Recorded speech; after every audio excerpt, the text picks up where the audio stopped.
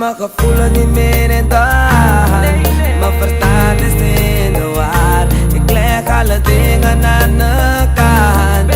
Ja, dit alles doe ik om haar. Ik heb mijn gevoelens niet meer in de hand. Mijn verstand is in de war. Ik leg alle dingen aan de kant. Ja, dit alles doe ik om haar. Tot gisteren nog begreep ze mij, gevoelens voor haar niet. Maar vanaf vandaag beëindig ik